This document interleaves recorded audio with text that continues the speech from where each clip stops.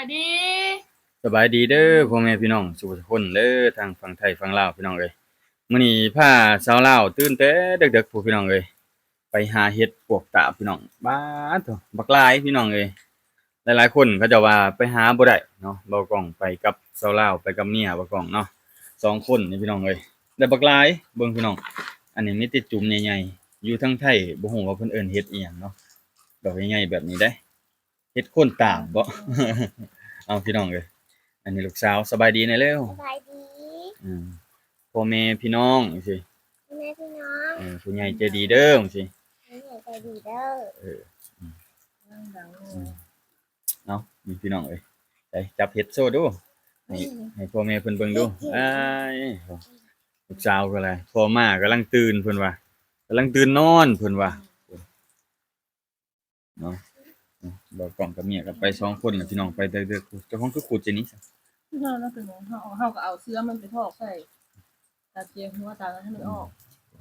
เอาพี่น้องเอ้ยไปแต่เช้าพู้นมาก็นี่เลยพี่น้องเอ้ย บรรยากาศพี่น้องเอ้ยฝนตกลิ่นๆพี่น้องเอ้ยตื่นพากันตื่นแต่ดึกๆพุ่นแหละพากันไปก็ได้ลูกสาวก็ได้กินข้าวแล้วบ่อืมถ้ากินแกงเห็ดเนาะพ่อเนาะแกงเห็ดขวดตะกะแตนพี่น้องเอ้ยบ่กล้องไปเยี่ยงเมื่อคืนนี่กินบ่ตะกะแตนตะกะแตนไผ่พี่น้องบ่หลายคือปีก่อนนี่หลายได้จนเป็นกระสอบปีนี้บ่ได้พี่น้องเอ้ยเฮ็ดก็มันอยากเน่าแน่แหละพี่น้องเอ้ยมันถูกฝนปูบานแห้งแล้วเบิ่งดูบานจนอันน่ะพี่น้องเอ้ยโอ้บัดโกบบานจนโกบเขาขึ้นเทิงเลยพี่น้องเอ้ย นะเห็ดเห็ดปกกาบนี่อันนี้เหรอตัวจุ่มมาดิหาเบิ่งตัวจุ่มเด้อตัวจุ่มอยู่ลุมพุ่นได้ตัวเมื่อคืนนี้แน่พี่น้องเอ้ยได้เมื่อคืนนี้บ่กล้องไปอันมันมองงามเท่าไหร่ไปยิงตะกะแตนก็ได้ให้ได้จุ่มมันพี่น้องเอ้ยตัวจุ่มมันก็มีหลายอยู่ให้สาวลาวเราเฮ็ดเนาะพี่น้องเนาะนี่อันนี้สาวลาวน้อยอันนี้สาวลาวน้อยปีนี้อยู่ป3พี่น้องเอ้ยผู้ใหญ่ใจดีเพิ่นซื้อชุดให้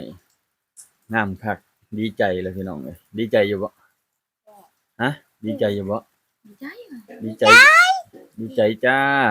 ขอบคุณผู้ใหญ่ใจดีในเรื่องเพิ่นเบิ่งเลยเข้าใจเด้อขอบคุณจ้านำติขอบคุณจ้าอืมเว้าบ่ค่อยเป็นแล้วลูกสาวก็ได้ขี้อายพี่น้องเอ้ยบ่คือพ่อเว้าคักขนาดโอ้ยจูมมันพี่น้องเอ้ยอันนี้กัดแตกปั๊วปั๊วปั๊วเลยได้หวานจ้วยเลยเด้อพี่น้องเอ้ยเนาะเบิ่งพี่น้องบ้าเถอะเสียมือเลยเนาะเนาะพี่น้องเนาะฝนก็ตกเบิดมื้อพี่น้องเอ้ยตกไปเรื่อยๆเลยตกลิ่นๆนี่พากันตากฝนไปอันหาพี่น้องเอ้ยมันบานคักแฮงพี่น้องเอ้ยบานคักแฮง เมื่อวานพอดีจำเมื่อวานนี่พอดีมันแบบบานคักโพดพี่น้องเอ้ยจูมลูกสาวถือแต่เอางามๆติยิ้มหวานๆยิ้มหวานๆยิ้มหวานบ่ได้น่ะโอ้ยิ้มหวานนี่เป็นแนวนะยิ้มหวานบ่ดังปึ้งคือลือขึ้นโอ้ยเนาะพี่น้องเอ้ยเห็ดเดี๋ยวให้เมียมันซ่อมไม่เหมือซ่อมแล้วก็ไปล้างไปหยังพี่น้องเอ้ยแล้วก็แกงตอนเช้าเมื่อแล้วมันถึกฝนเด้มันถึกฝนคันบ่ถึกฝนมันก็บ่เป็นมื้อเห็ดมือเอ้าอีหลาไปเอาตะกะแตนมาเบิ่งหน่อยไป ใช้ในทุกอย่างเด้อเอาให้พ่อพี่น้องเพิ่นเบิ่งเห็ดละอืมแทนถามว่าอืมมาหาเบิ่งมาหั่นตั๊กแตนที่บ่กล้องไปไต่เอามาคืนนี่พี่น้องตั๊กแตนเขียวตั๊กแตนมันกินไผ่กินข้าวครับพี่น้องได้หลายเติบได้ถ้วยหนึงพุ่นแหละคันทอดก็ได้ใส่ใบมะกรูดใส่มะพริกแหน่พี่น้องเอ้ยแล้วก็มาปรุงรสด้วยอันอิหยังก็รสดีเนาะรสดีกะน้อพี่น้องเอ้ยแซ่บปัตตานีเนาะหากินยากแน่พี่น้องปีนี้ปีกายนี่หลายแต่ว่าปีนี้เห็ดหามีกับกินยากมืออืมตอนนี้เอาปีกออกอยู่บ่ข้างหน้าเอาพริกเอาขี้เอาเลยบ่แล้วขี้มันจะออกเหียงเอาเลยแต่อืมทอดกรอบๆนี่นั่นแหละถ้าดอกกระซ้ำให้แล้วเดี๋ยวพริกเอาไปเอาเลยไปแล้วพี่น้องเอ้ยตะกะแตนก็ได้คันว่าได้ไปหาก็พอได้กินพี่น้องแต่ว่ามันก็น้อยลงแล้วซุมื้อนี้ก็เริ่มหายากไปเรื่อยแล้วพี่น้องเอ้ยเพราะว่าเฮาก็หาคู่ปีอยู่หม้องเก่าน่ะมันก็เลยเบิดไปเนาะแต่ว่าหั้นสิเฮ็ดวิธีอนุรักษ์หรือเลี้ยงนี่จักจั่งใดหั้นแหละพี่น้องเอ้ยยังบ่ฮู้วิธีเนาะต้องไปศึกษาแต่ว่าคนที่เขาเจ้าสิเฮ็ดเนาะแต่บ่กล้องเห็นอยู่เขาเจ้าน่าสิเลี้ยงตั๊กแตนเพราะว่ามีคนไทยเพิ่นมาอยู่พี่น้อง พิ่นได้เมียทางฝั่งลาวนี่แหละอยู่อันบ้านใกล้ๆกันกับบ้านบ่กองนี่แหละพี่น้องเพิ่นเฮ็ดหนองสระเพิ่นปลูกต้นมะทุเรียนนำเนาะ คนบอกฟ้าคนบอกฟ้า ต้นมะพร้าวต้นมะทุเรียนเฮ็ดหนองสระอ้อมปล่อยปลาคักๆครับพี่น้องเอ้ยนี่เดี๋ยวจังให้สาวหน่อยเพิ่นอันน่ะพี่น้องให้เราเฮ็ดอันน่ะใส่ตะกะแตนบ่แม่นปิดิดปีกตะกะแตนแล้วก็ล้างเฮ็ดล้างหอยพี่น้องเอ้ย คือเมื่อหอยเขาไปซื้อเลย เอ้าพี่น้องเอ้ยโอ้คิดว่าได้หน่อยเดียวพี่น้องบัดนี้ได้บักหลายๆนะเบิ่งดิพุ่นพอดีได้ถ้วยอันใหญ่หนึงพู้นแหละพี่น้องเอ้ย ลูกสาวก็ได้เป็นหนูเด้อพี่น้องเอ้ยเดี๋ยวให้แล้วหน้าเลยเพิ่นก็นอนตื่นสวยจักหน่อยก็เปิดโรงเรียนเลยจักมื้อนี่เอาออกบังกล้องพอนี่เหลืออีกจักมื้อแม่นวันที่เท่าใดเลย24หรือ25เหลืออีก3-4-5มื้อพี่น้องเอ้ยจักหน่อยก็ไปร่วมกันเดี๋ยวพาพ่อแม่พี่น้องไปเบิ่งไปจดชื่อไผเข้าใหม่ออกใหม่ แล้วให้เขาเสือไปเสือแก้ก่อนอย่างเดียว ถ้า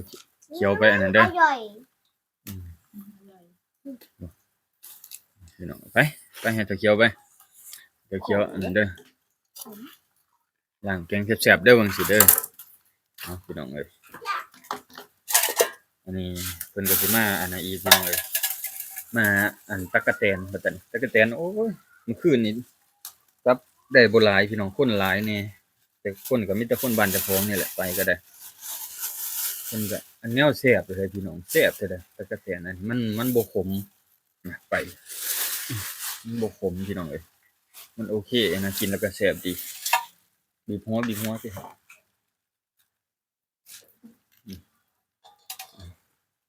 นี่แหละตั๊กแตนเขียวพี่น้องเอ้ยไอ้เคยกินแหน่อันนี้เขาเจ้าซื้อโลละ100อยู่บ้านนี่พี่น้องอันผู้ใดแต่ว่ามันได้เพื่อสิได้โลบ่แม่นง่ายเลยเพื่อสิได้โลหนึงเนาะเดี๋ยวพ่อกองสิเด็ดซอยเมียก่อนเอาพี่น้องเอ้ยเด็ดแล้วเลยก็สิเอาไปล้างแล้วเอาไปคั่วพี่น้องเอ้ยคั่วให้มันสุกซะก่อนแล้วก็จังทอดกรอบๆพี่น้องเอ้ยกินนำกันเนาะทางแม่เฒ่าเพิ่นไปล้างเฮ็ดท่าเนาะซะหน่อยเพิ่นก็เด็ดอันตั๊กแตนกับบักกองพี่น้องเอ้ยพอดีได้ถ้วยน้อยหนึงพี่น้องเอ้ยตั๊กแตนก็ได้นะตั๊กแตนเขียวเดี๋ยวไปให้อีแม่แม่เฒ่าเราเฮ็ดเราอันนั้นอยู่พี่น้องเอ้ยแม่เฒ่าก็ได้เราอันนึงแกะหน่อไม้เมื่อวานนี่หน่อไม้เผาแกะเราก็เสียนมันอุ้ยนี่พี่น้องเอ้ยเฮ็ดเราล้างแล้วเลยล้างแล้วก็มีแต่แกงบักหลายเติบนี่พี่น้องอันนี้หน่อไม้ต้มเมื่อวานนี่แม่เราปอกขาเราก็สิเสียนนี่บัดนี้เสียนแล้วก็ใส่ถุงพี่น้องเอ้ยแพ็คใส่ถุงแพ็คใส่หยังแล้วเราเอาไว้พู้นแหละห้อยไว้พี่น้องเอ้ยห้อยไว้ผูกใส่เสือกผูกใส่เสือกแล้วก็ห้อยไว้ยามผู้เราจังได้เฮ็ดกินพี่น้องเอ้ยยามบ่มีหน่อไม้นะเนาะพี่น้องเอ้ยนี่ถ้าซะหน่อยเพิ่นมาขัวตั๊กแตนเดี๋ยวก็บ่กล้องไปซื้ออันรสดีมาให้เพิ่นก่อนรสดีมาใส่อันนี้เลยพี่น้องเอ้ยแล้วก็สิให้เราแกงเฮ็ดให้กินนำเนาะพี่น้องเนาะเดี๋ยวจังมากินนำกันพี่น้องเอ้ยเอาพี่น้องเอ้ยสาวหนุ่ยกำลังขัวตั๊กแตนขัวแล้วบ่นี่ขัวแล้วแหละ ฮอตจะฮอต ทอดเลยตินี่ น้อยฮอตได้ มันกรอบๆนะเร่งไฟขึ้นจักหน่อยสิ เล่น ขึ้น แก้มก็ ขึ้นพี่น้องเอ้ยปลาเฮ็ดกรอบๆก็แซ่บพี่น้องเอ้ยตั๊กแตนเนี่ยมันอยากไข่แน่เลยขัวตั๊กแตนกินมื้อนี้กับสาวลาวกินข้าวเช้าพี่น้องเอ้ย8:00 นเลยเดี๋ยวนี้นะโอ้ย8:00 นเช้าเลยบ่กองไปซื้อรถดีแวะซื้อขนมให้ลูกสาวนำใส่แซ่บบ่นี่แซ่บบ่ขนมมันแซ่บปานนัวดีเนาะอืมอร่อยหัว นี่น้ำมันเข้าไปให้มันแล้ว พี่น้องเอ้ยได้ถ้วยหนึงพอดีตะกะแตนเลยอะเสี่ยวก็ว่าอันแกงเห็ดมึงเอามากูกินได้เด้อเพิ่นว่าคันมันแล่นเข้าไปเบิ่งอีกพ่นหนึงอะได้นี่คือนะ มือแรงเข้าไปเลย บ่มันว่าอีพ่นอีกกูเคยเอามันว่าพ่นอยู่ข้างใน มันก็เข้าไปเอาไปเลย บ่มันบอกเขานี่แล้วเขาไปเอาเขาก็เลยเข้าไปเอาเห็นที่แรกเห็นดอกเดียวแล้วก็ เขาไปเบิ่งบัดยายอยู่ยังจูม3จูมพุ่นเด้น่ะหั่นน่ะจูมซ้ำนิ้ว4นิ้วก้อยมันบ่ค่อยใหญ่คันคนถือบ่ใหญ่แล้วเอาพี่น้องเอ้ยนี่ถ้ากินข้าวนํกันพี่น้องเอ้ยตอนเช้าถ้าแกงเห็ดจ้ะแกงเห็ดก็อันนั้นแล้วพี่น้องมีแต่ข้าวเดียวแกงเห็ดนะพี่น้องเห็ดมันสุกง่ายพอดีหม้อหนึงพอดีแล้วพี่น้องเอ้ยหม้ออันนี้หม้อเฮานี่สิแกงใส่ข้าวเบื่อนะบัดนี้ใส่ก็ได้นะหึมาเอาก็บ่ทันเนาะใส่ข้าวเหนียวแกงใส่ข้าวก็ได้ข้าวเหนียวฮะใส่อันเหยาะหนึงที่อีแม่เฮ็ดนะ ใส่ก็ได้นะลองเห็นมันใส่ ข้าวกรอบๆเนาะพี่น้องเนาะกรอบแล้วก็ใบมะกรูดเพื่อลุงใส่ละใบมะกรูดเอา มัน นี่ หั พี่ ว น้อง กระเทียม ใบมะกรูดกับกระเทียมพริกด้วยค่ะพริกกรอบจังหน่อยก็แซ่บเด้อบ่ใส่ก็ได้เนาะบ่ใส่ว่ะใส่เนาะใส่หน่อยหนึงพี่น้องเอ้ยใส่บักพริกนำใส่แล้วบักพริกแห้งบ่มีเลยพริกเบิดกินแล้วพี่น้องเอ้ยเบิดแล้วพริกเบิดแล้วพี่น้องเอ้ยเดี๋ยวให้ซะหน่อยแล้วครัวแล้วก็ได้อันนั้นพี่น้องเอ้ยครัวแล้วจังกินน้ำกันเด้อพี่น้องเด้อฝากเบิ่งน้ำกันกินน้ำกันตะกะแตนครัวตะกะแตนนี่พี่น้องเอ้ยทุกระบบนี่ แล้วมันเกาะทำหนึ่งหัวกับลงมันหอม อืม ส่วนกระเทียมมันอันกรอบมันมันกรอบมัน เอาโอเคเอาพี่น้องเอ้ยนี่หอมกรุบๆเลยพี่น้องเอ้ยครอบครัวเฮาเฮ็ดกินหลายคนเลยเพราะว่ามันสวยแล้วฟ้าวเด้อมัน8 9โมงแล้วพี่น้องเอ้ยตะกะแตนพี่น้องเอ้ยเขาเรียกกินบอกกรอบหลายคือพอดีกิน เรา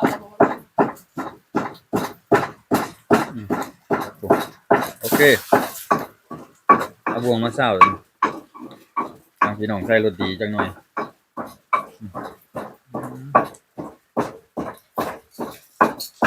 ใส่รสดีจังหน่อย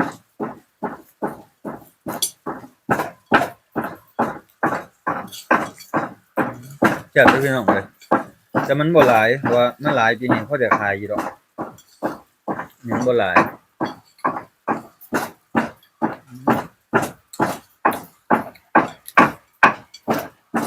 โอเคพี่น้องเลยพี่น้องเลยลูกสาวไปอาบน้ำตอนนี้แม่เฒ่าเพิ่นมาแกงแทนนะมากินน้ำกันพี่น้องเอ้ยมื้อนี้กินข้าวสวยขนาดเลยคือสิแซ่บคักมื้อนี้พี่น้องเอ้ยเฮ็ดก็มีแต่ดอกตุ้มๆเลยนะเฮ็ดปวกตาบพี่น้องเอ้ยแม่เฒ่าเราแกงเนาะเรากำลังเตรียมเครื่องเตรียมของเราเอาฟืนใส่พี่น้องเอ้ยดังฟืนเด้ดังฟืนทันใจเนี่ยจังหน่อยเนาะดังทานกับทันใจคือกันเนาะแม่เราเตรียมมาแล้วเบิดแล้วถ้าหม้อมันพดถ้าเห็ดมันสุกแล้วเนาะจะดอกตุ้มๆนะพี่น้องเอ้ย